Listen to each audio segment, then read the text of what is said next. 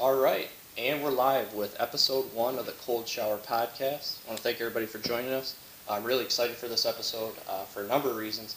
First of which, it's our first one, but also very excited for the guest that I could have. He's my older brother. He's had a life full of experiences that the game of basketball has afforded him. He's played at every level, and he now runs a successful business. And so I wanted to cover as much of that as we could in this episode. And so, thanks for being with us. Thanks for being on, man. It's an honor to be your first podcast. Pretty cool, and I'm excited to see where your podcast takes you in the future. So it's very cool to be a small part of it, and hopefully I can share some good stories and good experiences that your listeners will get a kick out of, and hopefully learn a few things as we go. Right. So with that, let's get right into it. So why don't you kind of give an overview or go through your experiences as a player at all the different levels? I would say that, so started off kind of end of my high school career, heading into college. Quick overview, I was recruited by schools from Division I, Division II, Division III, and NAIA schools. And my final 4 schools were a D3, a D2, a D1, and NAIA. I was pretty torn about what I wanted to do from a college standpoint, and ended up playing for Hope College, and I absolutely loved my basketball experience there. For those that aren't familiar, it's a basketball hotbed for small college basketball, and basically being recruited by a couple mid-major Division I schools to schools in the GLIAC and NAIA, and seeing a Hope College game and being on campus, and was a very impressive to see the following and the support that they had. And now being older, I give a lot of players advice on where they might want to play basketball at the next level. Train a lot of players that go on to play college basketball, and what I try to emphasize with them is it's not about the size of the school so much as it's about the people. And you want to put yourself in life in any way, you want to put yourself around people that you're going to enjoy being around, that you're going to see yourself growing as an individual from. And going to a place like Hope, this got turned into a Hope College promo. It's not supposed to That's be. all right. but when kids choose a school, they need to go to a place where they feel like they're going to grow as a person, and not just where they want to go play basketball from. And so deciding to go play basketball at a small college was very unpopular for a lot of people that I was close with, because being a small town kid and a high school player, that we had a ton of success with our high school basketball teams, and everybody wanted me to be a Division I player. And deep down, I wanted to be a Division I player too. But when it came down to making the decision, I was finding myself weighing and putting value on other things that weren't basketball. And that's the right way to do it, in my opinion. And it doesn't mean everybody needs to go to a D1 or D2 or D3 or NA or whatever it is. Everybody's right decision is going to be different, and that's fine. But one thing that I'm probably pretty proud of myself looking back, an 18-year-old Steve Cramer, so to speak, was the fact that I was able to make a decision where it was unpopular among a lot of people that I was around, being on the east side of the state. People aren't familiar with the Hope College name, but going to a place where my best friends to this day are my teammates. We've been in each other's weddings and all those different things that go well beyond the game of basketball. And so as I continue to play basketball at the college level, my dream as a kid was playing the NBA, right? Every kid has a dream to play in the NBA, and I held on to that dream probably longer than most. Just wanted to play basketball at the highest level, and being a little kid, junior high kid, early high school, like I was still honestly like thinking I was going to be an NBA player until probably like the second half of my high school career. Um, just training that seriously to try to be an elite player, one of the best players in the world. And so as I started to figure out from a talent standpoint that, God probably had blessed me with that amount of talent, and then going on to play college basketball, about halfway through college, I was playing in some of the Grand Rapids leagues that were probably some of the best summer leagues in the state of Michigan, and had the chance to play against a lot of players who were either trying to play in the NBA or were playing professionally in Europe, playing against a lot of Division I players. And here I am playing basketball with them, and I'm thinking, I'm better than some of these guys. Mm-hmm. And so the wheels started turning again of, maybe this isn't the NBA, but maybe I can still play basketball for a living. And so having kind of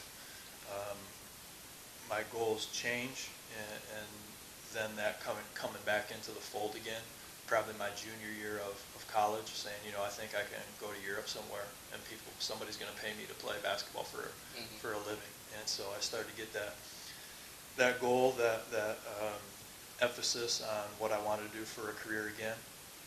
And fortunately, after playing basketball at Hope, one team in Europe gave me a chance to play. Because from a European basketball standpoint, from those that aren't familiar with it, they don't want anybody but a Division I player. Right. So you could be a bench player for Division I, or you could be an All-American at Division II or Division III, and they're still going to think that guy who played Division I and rode the pine is better. Right. And so literally nobody wanted me to play. Nobody thought I was any good.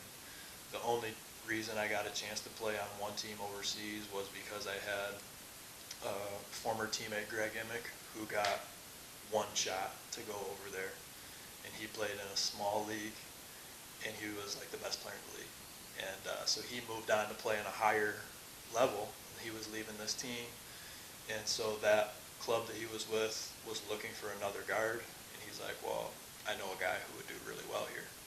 And so that team took his word for it. They gave me a chance to play basketball, and the rest was kind of history. I think I went over my first year and averaged just under like 33 a game. I led the league in scoring by a wide margin. And I thought I was probably going to play basketball for 10 years and continue to work my way up the professional ranks of playing European basketball, and who knows what could happen after that. And I ended up playing basketball for 4 years and continued to kind of chip my way up and play at higher levels and continue to have more success. And as people will find out later in life, there's different decisions that you have to make. And ultimately, my wife and I, we made the decision to kind of cut my career a little earlier so we could start a family in the U.S. She's super, super intelligent. She was getting super bored, basically living in an apartment in another country while I was traveling around the country playing basketball. So it was extremely tough for her. And so with that mindset of, there's more to life than basketball. I want my wife to be happy. I want to start a family, and we want to do that in the U.S. So different things came into play. Played basketball for 4 years. I've played basketball in I think almost 10 countries around the world, and had some pretty crazy experiences. So in a nutshell, from a playing perspective, that's a tiny bit of my experiences, and it's a big part of what I do for a living now, because a lot of the best coaches and training that I've ever had were European coaches. Probably the best coach I've ever played for was a Croatian guy. His name was Nenad Jasapovic, and the way he approached the game and taught it and broke it down is honestly a huge part of what I do with Cramer basketball training, is the way that I learned basketball, almost unlearned and then relearned how to practice and how to play in my European basketball experience. And I think that's one of the reasons that my basketball training has been really successful is because being in other countries and having all these experiences of playing with players from literally around the entire world has been a huge benefit to having different approaches, different styles, understanding that there's more ways to do the right thing, and that's definitely benefited me in a ton of ways.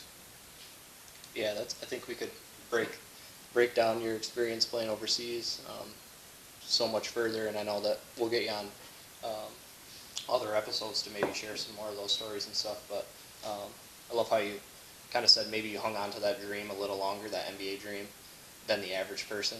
Maybe most people kind of let go of that once they get into high school and things like that. But do you think kind of maybe hanging on to that a little longer than you should have helped you improve to a level and get more out of your natural gifts than maybe the average person? Because I mean, you're only 6'2", but you've still achieved those high levels of play.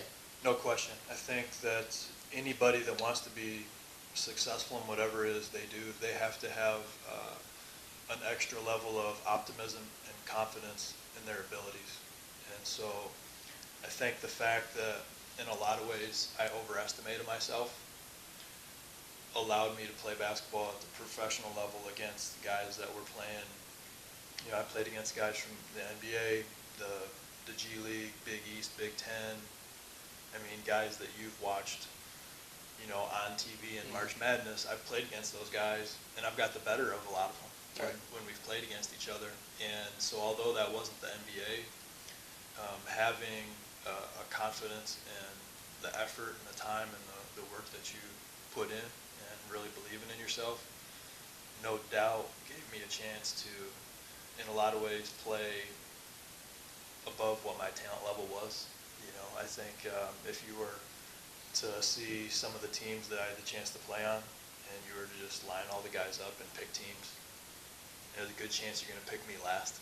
And then on quite a few of those teams, I was the leading scorer, the team MVP, stuff like that. So for sure. Yeah, and then I think what's interesting too is that so you go to college.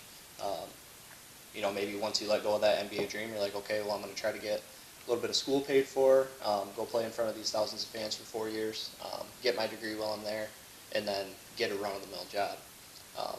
And so what's interesting with you, because I know you kind of did that for a little while. Once you came back from playing pro ball, you tried to get a teaching job, you have a teaching degree. And then after that, you kind of slowly built this Cramer basketball training business that maybe you can answer it for me. I don't know if that was your plan from the very first camp that you set up to make it a full-time thing.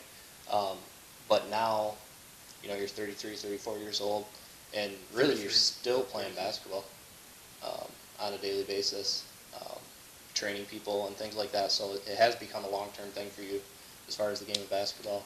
And so what does life look like now after all that? Yeah, so just kind of take you through a little bit after I finished playing. To be honest with you, I went through, some level of depression, to be honest with you, after I stopped playing basketball in Europe. I mean, from playing basketball at a high level and, on a daily basis, whether I had a good practice, good game, bad game, there was this reward of going to work every day and being like, I worked my tail off to play basketball at a really high level. And so that was really rewarding. And so then when we decided to move back to the States, and my degree's in education, I love working with kids. That's helped me a ton and immensely in my basketball training as well, because my background's working with young people. That's one of my passions was, along with playing basketball at an early age, was working with young people. And so getting back into education and doing some coaching, my plan was not to start my own business and do that full time. Really what happened was I was working a normal job, so to speak, and getting into some coaching and some basketball lessons. And there was a camp that I started, Thump Ride Basketball Camp. I would do that camp, every year for a while. And but all honestly, not being in basketball all day long, well, it was still killing me. That was just kind of what I had come accustomed to, and I've worked really hard to make that a reality. And so being in education for 2 years, I absolutely loved working with the kids, but there wasn't enough basketball in it for me. And I remember literally I had a tennis ball for a long period of time when I was at USA schools, and I would walk around with a tennis ball, and I would I'm like dribbling it, which you shouldn't do if you're a teacher, right? And I'm like dribbling a tennis ball in the halls and like playing catch with myself. Like I was just so active. In fact, there was a stretch that first year coming back where I'd get up really early in the morning, right? I had to be at school at about, say, like 7:15 a.m. for work, right? So I would get up at, sometimes before 6 or whatever it was, and I would go to the school and work out for an hour, just basketball skill development, just work on my game, just because in my mind, I had to play it. And so I would work out. I would go to school all day. School gets out at 3:15 or so. I would go into the locker room, put my gear back on, and I would run on the track. I'd go up in the weight room and lift weights, and then I would get back in the gym and work out again. Sometimes I would, like, no doubt, I've told people this, they thought I was literally insane because I got a full-time job, and then I told them I'm making sure I get 10 to 12 workouts in a week. Yeah. Well, I got a full-time job. And one of my buddies, I was telling, like, I'm not playing basketball anymore, but I'm still training as if I'm still a professional basketball player who's got another job. And I did that for a while. Eventually, like, I just got worn out, and I was like, you can't live life like this. Like, I was living 2 jobs almost, which you just can't do, which is a big reason why I went into basketball training full time, because I wanted to do it so bad. But there was a stretch where I'd stopped playing basketball. I still wanted to play it so bad that I'd get up super early, work out, be at school all day, work out, run on the track, come home, grab some dinner. I might even head back to the gym that night and get shots up for an hour, stuff like that. And so after 2 years of doing that, and different people were starting to ask me about the lessons that I was giving, training other kids, people were starting to get results from working with me. And I'll never forget, there was a coach near Traverse City, and he just calls me out of the blue one day. He's like, Steve, I seeing on Facebook some of the stuff that you're doing, and I want you to do it with all my kids. And I was blown away. Like, you want me to drive from one side of Michigan to the other, and you're gonna pay me to coach your kids. And that was kind of when the light switch went on. It was like, maybe I can do this for a living if I actually try to promote it a little bit, that this is something that I can offer. Because up to that point, I thought it was just, I'd do a local basketball camp and train some local players, because that was something I was passionate about doing, just kind of do it on the side. And through some other opportunities from people showing interest in different parts of the state, I started to figure out I can do this. And then eventually that led to Cramer basketball training, which I've been doing full time for 4 years. And I've had the chance to literally train players from around the United States. I think in the past couple of years, we worked with players from, I think, 3 different countries that have been to a camp, or come from Germany over here to work with, things like that. So that's been pretty exciting. Okay. Yeah, and I think part of why you're such a valuable guest is that, obviously a large portion of your life is built around the game of basketball. I mean, that's your livelihood now. But the lessons that you offer in the business side of things too.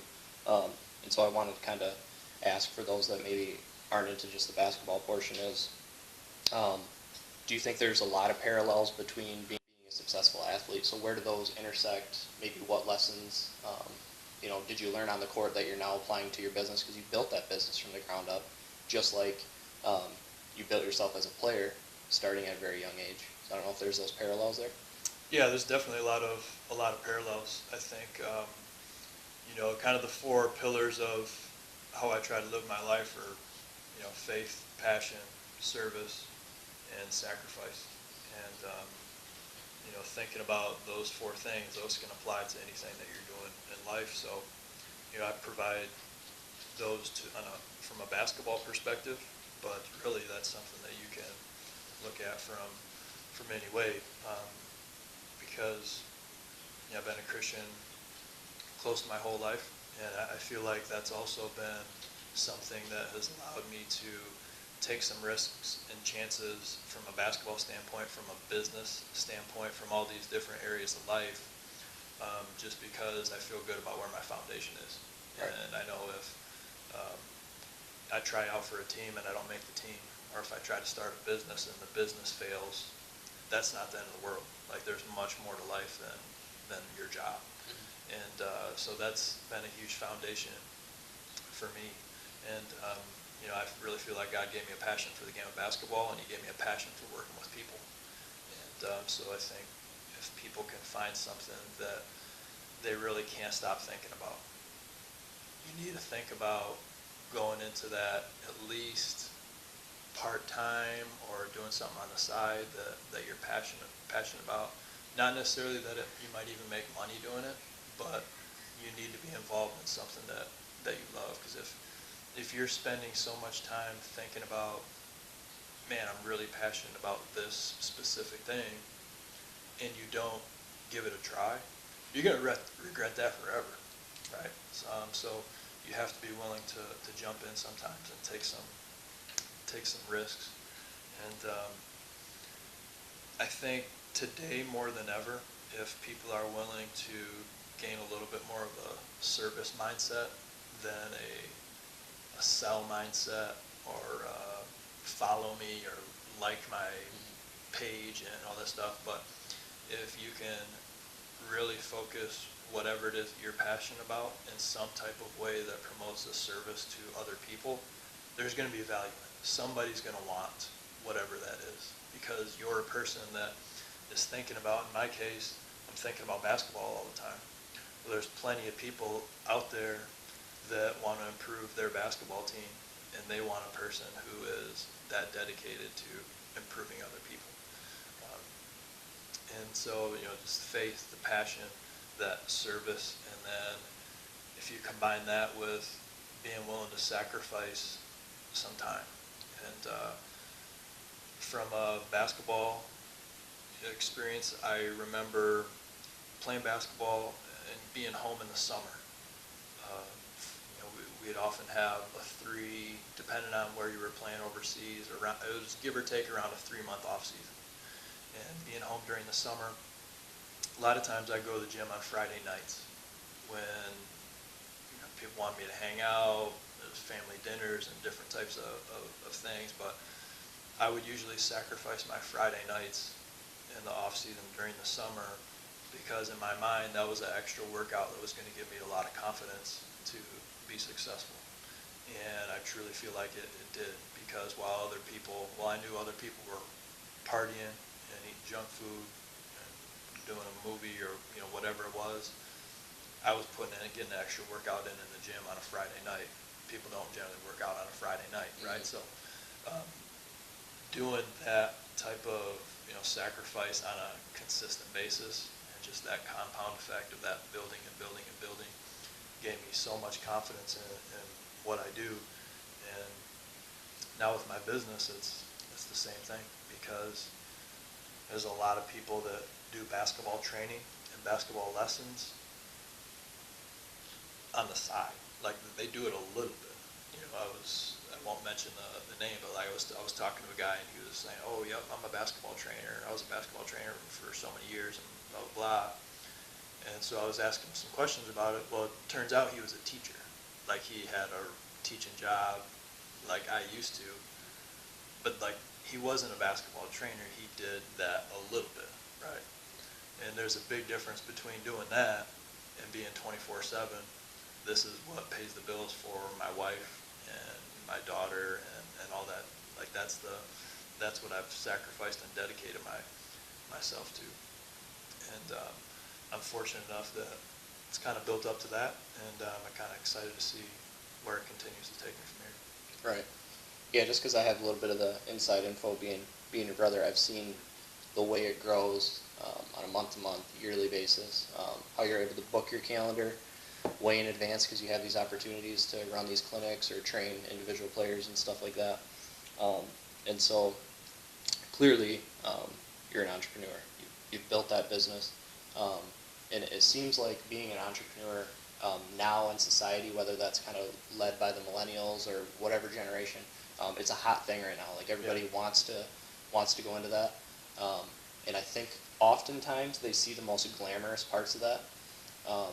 And so I wanted to ask you, what's the least glamorous portion of kind of being your own boss, being an entrepreneur, but then maybe share too some of that glamorous aspect of it as well?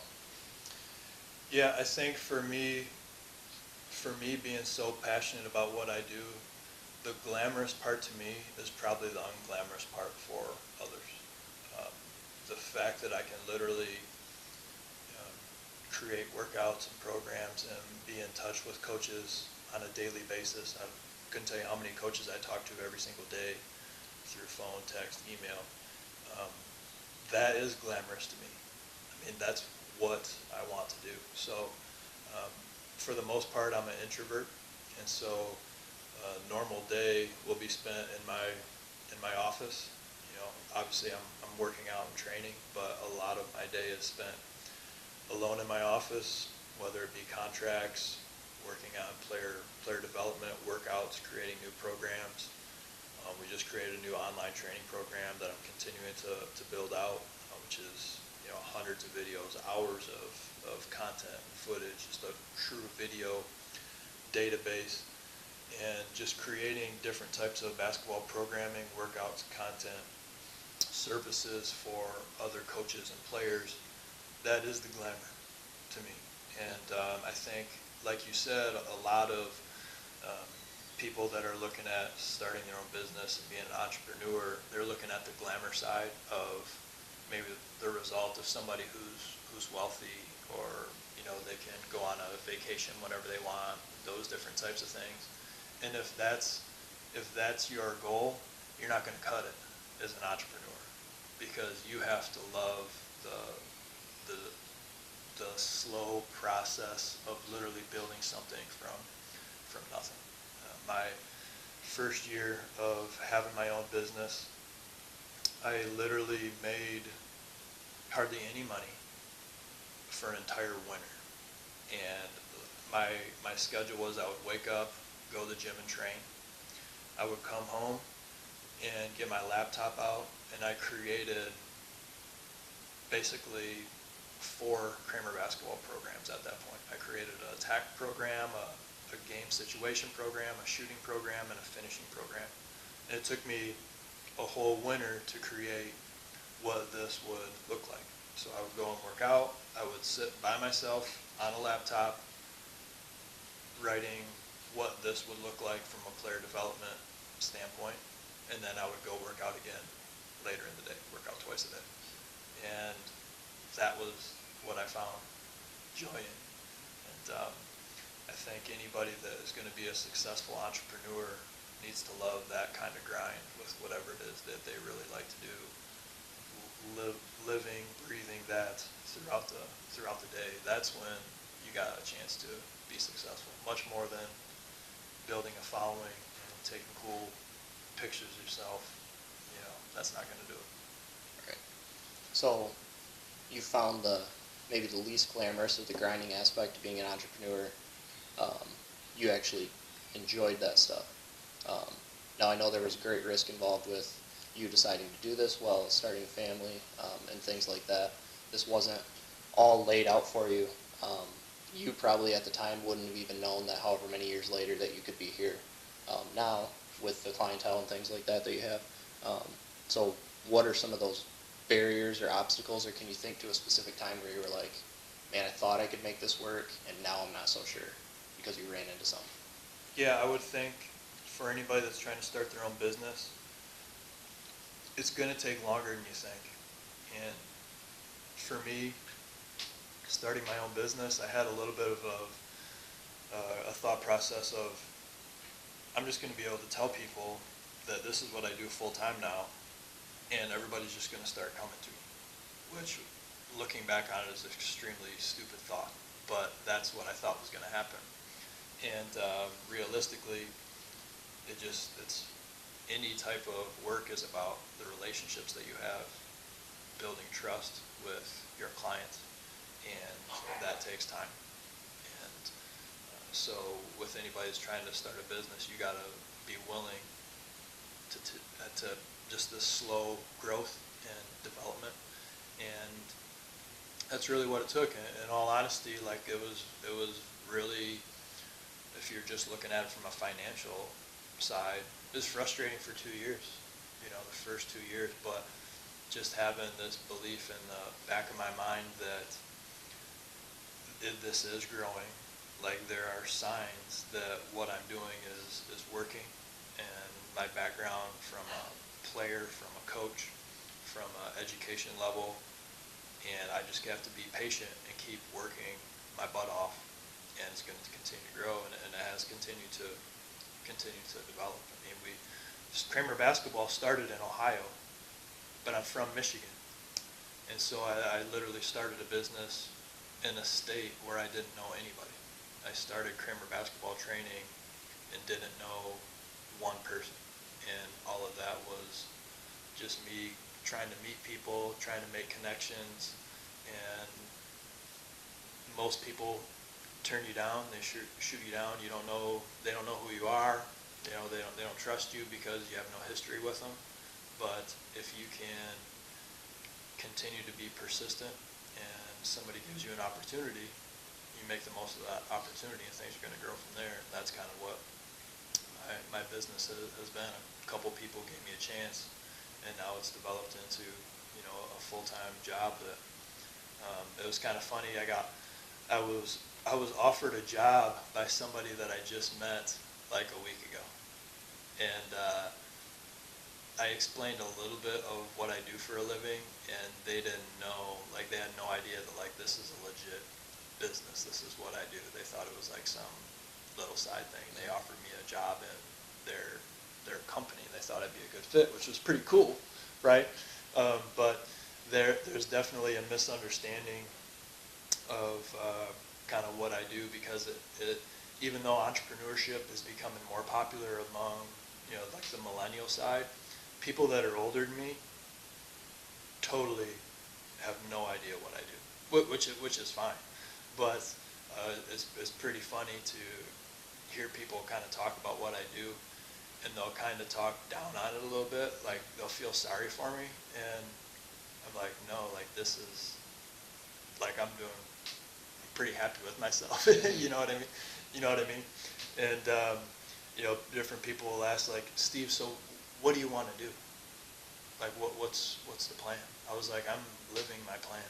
Like everything that I'm doing right now, I'm living the dream. Like the work that I'm doing with training and traveling, running different clinics and camps. So that's been pretty funny, and that was honestly a little bit of my life story, because that was the same experience I had playing basketball in Europe.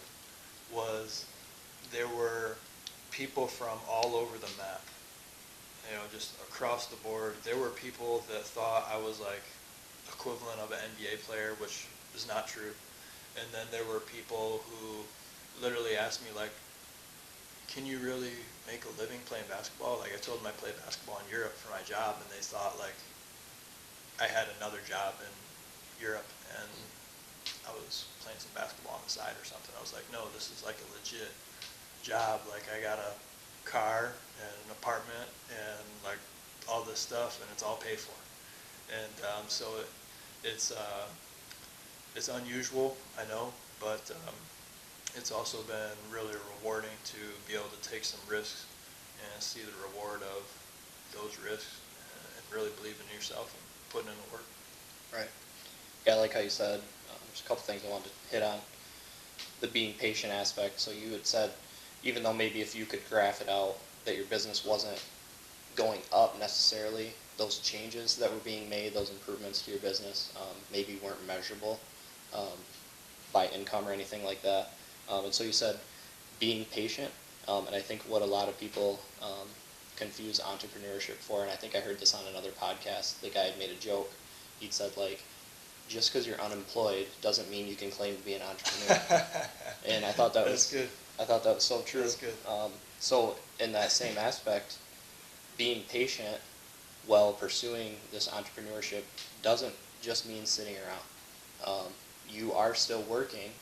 The income may not be increasing with that work, but it will eventually pay off down the line. And so I like how you hit on that. Yeah, I think,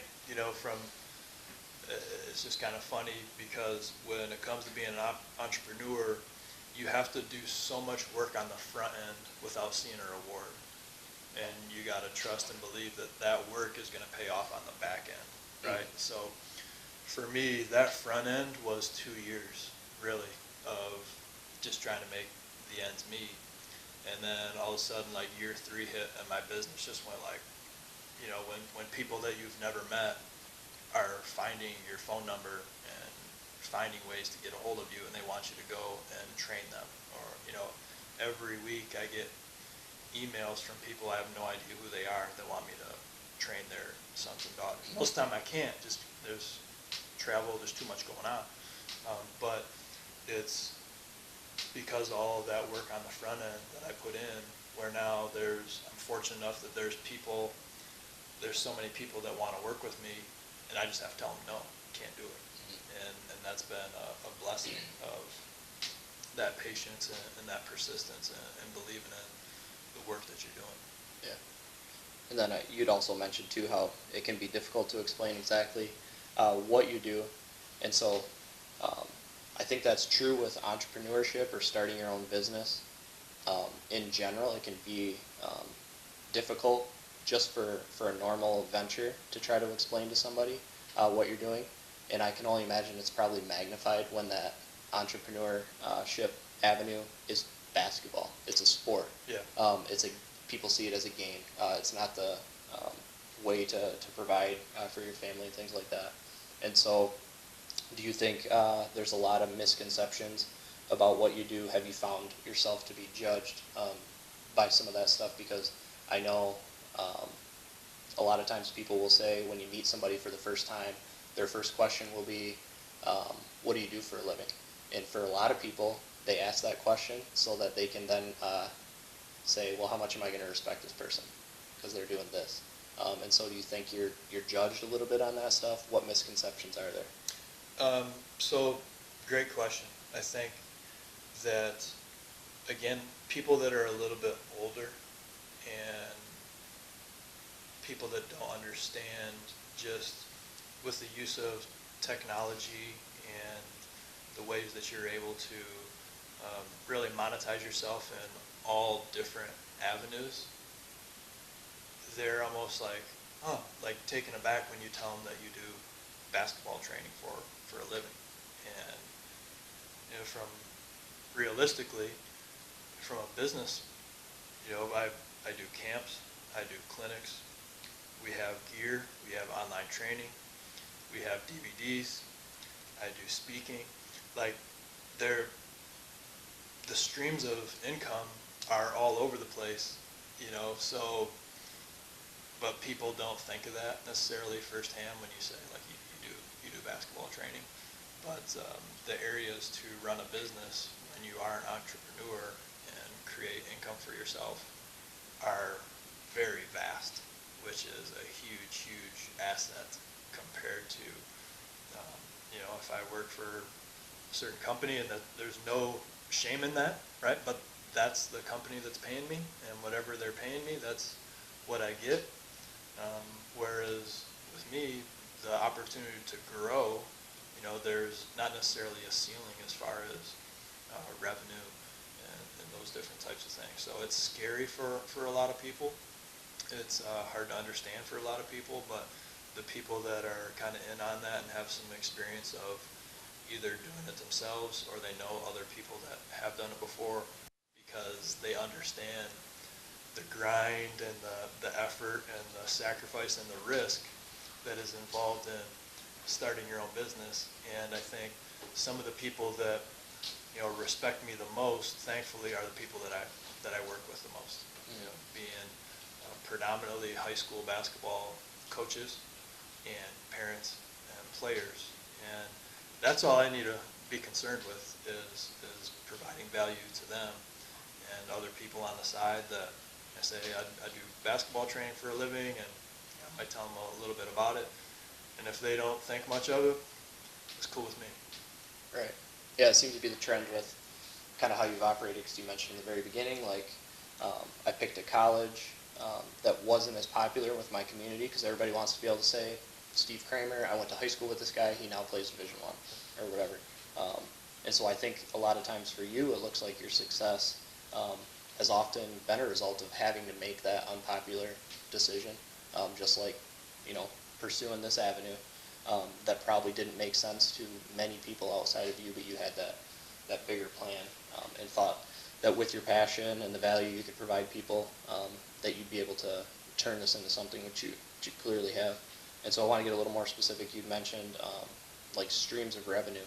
And so could you quickly touch on a bit of that, on how maybe you start out with one stream and then the decision to maybe add some more in? How do you not move too quickly or go at the right pace so that it doesn't get out of control, be able to keep all that intact so that you can continue to provide that value without watering down your services, I guess? Can I interrupt real quick? I'll Okay. come back to that question, but I want people that are watching or listening to understand, your true friends are going to be happy for your success, and the ones that maybe you thought were your friends, when you make a sacrifice, you take a risk, and then you wind up being successful, and then you'll find out that if they were really your friends or not. I was literally thinking about one person who was a friend of mine who literally, like, when I started doing it, was like, oh, you can't make any money doing that. Like, you got to do something else. And person telling me, you just got to get a teaching job. Like, what are you doing with like this basketball stuff? Like, you can't do that. And then going and actually doing it and making that a success, and then you see that same person like still not supporting you, not happy for you, and they just kind of wanted you to do whatever it is that they were doing. And so that's frustrating, and you got to kind of just brush it off. But I think that anybody that's had success in whatever it is that they do has experienced that. I'm definitely not immune to that either. Yeah. So getting back to those streams of revenue, how did you handle some of that in terms of trying to get more going, but keeping it manageable? Yeah, so what I started out with was I moved to Bowling Green, Ohio, and I went to a sports director and I pitched basketball lessons to him. I said, you do a bunch of basketball teams and instruction here. Here's something that I would like to provide, which is more of a serious basketball training for some older players, junior high and high school players. And can you give me a couple hours a week just to offer this? And if the kids sign up and they attend, then you're gonna make money off of me, and I'm gonna get a chance to do this. And they gave me a chance. And I mean, talk about starting small. I started training, I think, 6 players. And by the spring, I went to like 12 players, like super small. And so developing a little bit to what I did personally was just working with a few individuals, developing relationships. Most people don't know this, my first basketball camp with Cramer basketball training, I had to cancel it. I think I told you that. I had to cancel it because like 2 people signed up for a camp that was like 3-4 days long. Like I just couldn't do it. I had to cancel that first camp, like just this slow growth. And now, the last 3 events that we ran in Bowling Green have been sold out. We have 100 plus athletes that have come out to our stuff. And so going from the training which is more of an individualized, to doing more group clinic camps is what it developed into from there. And then as that grew, then I went into providing more specialized instruction for specific coaches. And that's a huge part of what I do now is coaches, high school coaches will call me up and I'll only work with their team and their program. And so that developed into another stream that I had. And as all that started to grow, my following started to grow a little bit, then I started to do some of the stuff that people might be a little more, I started to sell gear, right? So people want to buy your Cramer basketball shirt. Then I started to get into DVDs and online training. As people get to hear a little bit of your story from a camp or a lesson, then they'll ask you to speak to a high school group or whatever it might be. And so it was important for me that you don't try to do all of that at once, but you're willing to say, okay, this is an area that I'm going to try to master. And then once I get that down, I'm going to add one thing. And then once I start to get that down, I'm going to add another thing. And so that's the way that I've done it, and it seems to be working for me. I think if I would have started out and tried to do everything all at once, it might not have worked out, because you can't sell products, you can't sell Cramer basketball gear. Everybody can buy basketball gear, but if you don't have a following and a support system for people to buy it, well, now you just lost all this money because you paid thousands of dollars on T-shirts or whatever it is. You can't build an online training system when you don't have anybody to buy it, right? And so it's slowly building, and I think being able to look kind of long term and work your way backward and saying, this is where I would like to be in 5 years or 1 year, or whatever it is, and working backwards of what are the steps that it's going to take for me to get there. That's really important, and at the same time, understanding that it's not going to be smooth. There's going to be changes.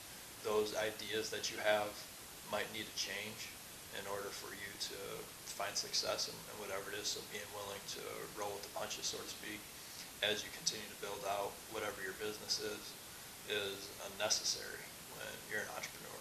Mm-hmm. Yeah, I think that's really good information for everybody who's thinking about, like you said, pursuing something part-time. Because you got to be smart. You can't, jump in if you don't have some savings to fall back on or whatever it might be.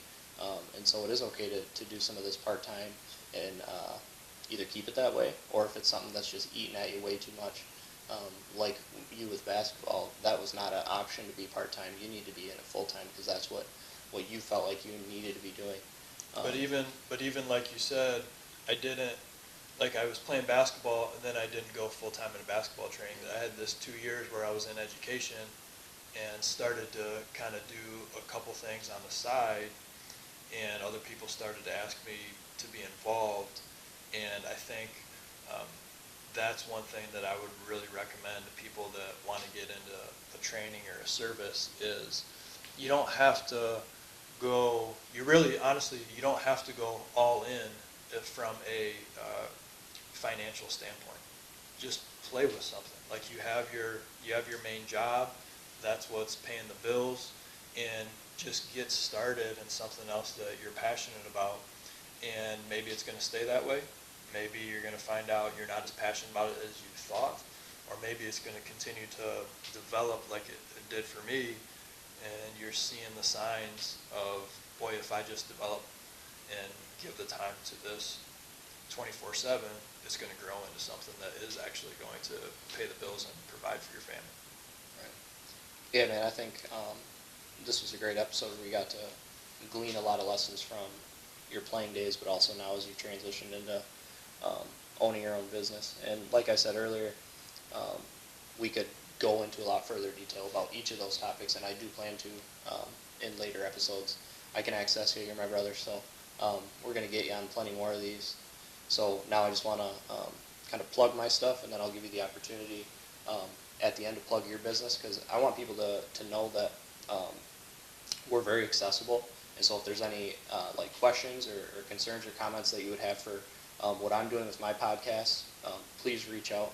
And then the same for you. If anybody has basketball specific questions, they can reach out, but even certainly business related questions. You're not going to be charging them for their time or anything, just ask you a quick question. And so for me, I appreciate everybody listening in. So please follow me at Cold Shower on Facebook. You can subscribe to this podcast. Give it a ranking as well. It really helps us out as we're getting this thing started and hopefully build into something bigger. So go ahead and plug your stuff. Yeah, so you can find me at cramerbasketball.com, Cramer with a C. I'm on every type of social media. We have a really good YouTube channel, over 100 videos on our YouTube channel, Cramer Basketball, for anybody that's looking for extra instruction, drills.